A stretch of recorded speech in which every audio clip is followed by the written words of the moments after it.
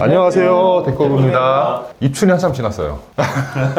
날씨가 너무 추워요. 봄인데도 불구하고 오늘 촬영일을 기준으로 해서 영하 날씨인데 여러분들 감기 조심하셨으면 좋겠습니다. 오늘은 어떤 내용을 소개해 볼까요? 네. 계약서 특약에 관해 안내하는 시간을 가져볼까 합니다. 저희 소중한 고객님들의 여러 댓글들 중에서 하나를 뽑아보았는데요. 매도자, 매수자에게 유리한 특약을 기재하면서 보다 안전한 계약을 하실 수 있도록 전반적인 내용을 정리해봤고, 해당 특약들이 왜 중요한지에 대해 이야기 나눠볼까 합니다. 그럼 저희 빌딩은 중개법인에서 모든 계약서에 기본적으로 들어가는 특약 문구부터 한번 볼까요? 그럼 먼저 계약 해제에 관해 다뤄보겠습니다. 해당 특약은 매수인의 일신상의 사유로 잔금기일을 지키지 못해서 계약 진행이 어려운 경우를 대비한 특약 문구인데요. 매수인이 잔금을 치를 때까지 마냥저냥 기다릴 수 없기 때문에 계약을 문제없이 해제하기 위한 특약이라고 보시면 됩니다. 그럼 반대인 상황은 어떤 건가요? 마찬가지인 경우인데 매수인이 잔금기일을 지키지 못해 계약이 해제된 경우 매도인은 앞서 이체된 대금을 몰취하게 됩니다. 반대로 매도인이 위반하였을 경우에는 이체된 대금 중 계약금의 배액을 위약금으로 토해내야 되는 것이죠. 진짜 딱딱한 내용이네요. 대금이라면 중도금이 들어간 경우도 계약 해지가 가능한 거예요? 이 내용은 조금 다른데요. 최순환 팀장이 설명한 내용은 대금 중 계약금이 들어갔을 경우에만 해당되는 거고, 중도금이 들어갔다면 당사자 일방은 계약을 취소할 수 없습니다. 일방의 통보로 해제를 하는 것이 아닌 양 당사자가 합의를 하여 해제할 수 있는 것이죠. 어찌되었건 그 매도자와 매수자분의 대금 지급을 위반할 경우에 안전한 거래를 위해서 이 특약은 굉장히 중요하겠네요. 네네, 맞습니다. 조금 연장되는 내용으로 이런 특약도 있습니다. 매수인이 매매 대금 중 중도금, 잔금 등의 지급기일을 지키지 못했을 경우 매수인은 해당 금액에 대하여 지급일 다음 날부터 지연 손해금을 지급하여야 한다. 지연 손해금이 뭐죠? 손해배상이라고 생각하시면 되는데요. 근전 채무이행이 지연되었을 경우 지연된 기간 동안 일정한 비율을 이자조로 지급하는 것을 말합니다. 이율은 무리되지 않는 선에서 양 당사자가 협의해서 정하면 되는데 보통 5% 내외를 오가는 것 같고 많게는 12%까지도 제가 봤습니다. 협의가 안 되면 어떡해요? 협의가 안 되면 협의할 때까지 얘기해야죠. 그 매도자에게 여러모로 유리한 특약 문구가 될 수 있을 것 같아요. 그 요율을 보다 상세하게 정하는 게 포인트 같고, 다음 소개해 주시죠. 다음은 담보 책임에 관한 문구입니다. 위 내용처럼 특약을 기재할 경우 매도인에게 굉장히 유리한데요. 보통 이렇게 한쪽으로 유리함이 쏠려 있는 문구들은 하자가 없을 것으로 보여지는 신축 건물이나 매도인이 계약 전 내건 조건들이 매수인에게 많이 유리했던 경우 들어가곤 합니다. 그러면 매수인이 사전에 건물을 꼼꼼히 검토할 수 있도록 매도인이 많은 협조를 해줬을 테고, 거래 금액이나 조건 등이 일반적인 경우보다 정확했네요. 명도 관련된 특약 문구는 없어요? 네, 준비해봤습니다. 명도는 보통 잔금 이전에 매도인이 행하는 계약이 많은데요. 자료 보시면 실제 계약서에 기재된 내용을 한번 발췌해봤습니다. 기간에 대한 내용이 좀 모호한데 기재를 명확히 해놓는 게 좋지 않나요? 보통 이런 경우는 잔금일이 통상적인 관례보다 굉장히 긴 경우에 써놓기는 하는데 말씀처럼 상세하게 그 협의점을 명시해 놓는 경우가 대부분이고, 자료 보시면은 기간을 한 달로 명확히 기재해 두었죠. 사례처럼 꼭 한 달일 필요는 없고 상세한 기한을 계약일에 양 당사자가 협의해서 기재해 놓는 거죠. 아니면은 뭐 그게 완료되는 시점에 맞춰서 뭐 기간을 뭐 이행한다. 뭐 이렇게 내용을 넣어도 될 것 같아요. 네.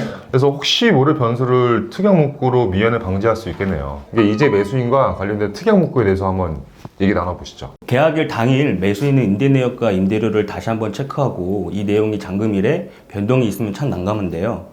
이 부분을 먼저 한번 다뤄보겠습니다.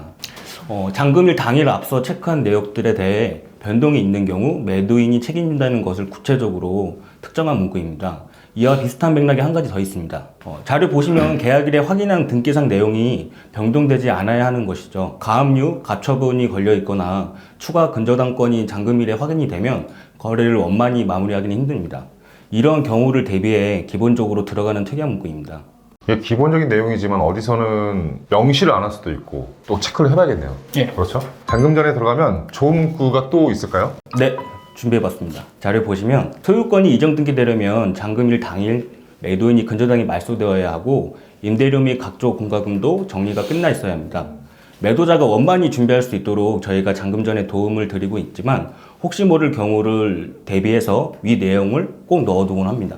자, 이게 그 당연한 내용들이긴 한데 계약에서는 언제나 이슈 사항들이 있을 수 있으니까 미리 이 문구들 준비해 보는 것도 나쁘지 않을 것 같아요. 이번에는 이제 대출 관련된 사항인데요. 대부분 건물 매입들을 하실 땐 금융기관을 통해서 담보대출을 받으시는데 이와 관련된 특약 문구도 있습니다. 정확한 대출 내역을 확인해 보려면 탁감에 정식감정이 이루어져야 하는데 정식감정은 보통 감정평가서를 대동해 건물답사를 하는 게 원칙입니다. 이때 내부 사정으로 협조를 안 하는 매도인이 있을 수 있어서 넣어두고는 하죠. 이게 이제 실제 실감정을 나갔을 때 도면과 현황과의 또 차이가 있는 것도 있잖아요. 근데 이게 답사 협조를 만약에 안 해준다고 한다면 난감할 것 같아요. 그렇죠? 도면상 현황이 차이가 있다면 실제 대출액에 많은 영향이 있을 수 있어서 매도인이 원만히 협조를 해줘야 합니다. 기타 여러 상황을 대비해 안내하는 문구이니 참고하시면 좋을 것 같아요. 그 잔금 전에 그 신규 법인이 사업자를 내서 명의 변경을 하는 사항도 많은데 최근에 이제 최순하 팀장이 한 계약에서도 그 명의 변경 사례가 있었죠? 보통 법인을 통한 매입이 많아서 잔금 전에 개인에서 법인명으로 바뀌는 사례들이 많은데요. 보통 매수인의 공유지분 및 명의 변경은 잔금일 전일까지 가능하다. 이런 식으로 명시하곤 합니다. 명의 변경이 단순히 이름이 달라지는 것은 아니어서 몇 가지 체크해야 될 부분이 좀 있는데 일단 첫 번째로 실거래 신고 이후 매수자 명의가 바뀌는 건 어렵습니다. 그렇기 때문에 거래 신고 전에 이루어져야 되고 신고 기한을 넘기게 되면 과태료가 발생되어서 골치 아프죠. 두 번째로는 매수인이 신규 법인 사업체가 계약일 이후 만들어졌을 경우인데 매수자의 주체는 같을 수 있지만 서류상 바뀐 명의는 제3자라고 봐야 하기 때문에 이전 계약을 해제하고 바뀐 명의로 새로운 계약을 해야 합니다.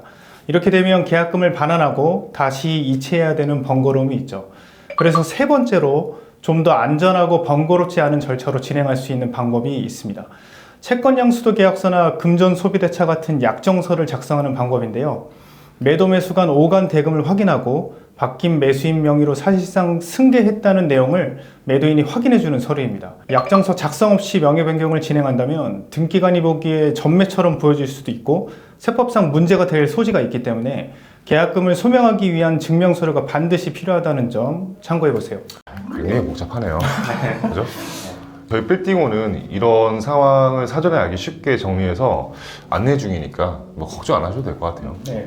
더 많은 특약들이 있는데 해당 영상으로 전부 다루기엔 좀 양이 너무 많죠. 네. 그렇죠? 너무 많은 경우의 수가 너무 있으니까 아쉽지만 더 깊은 이야기는 하시기 전에 저희 빌딩온 중개법인과 체크해 보시는 거 추천하고 구독, 좋아요.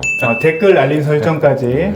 다음번에 저희가 더 좋은 댓글의 내용을 발췌해서 그 내용을 주제로 해서 영상 또 준비해 보도록 하겠습니다. 네. 여기서 인사 나눌까요? 네. 감사합니다.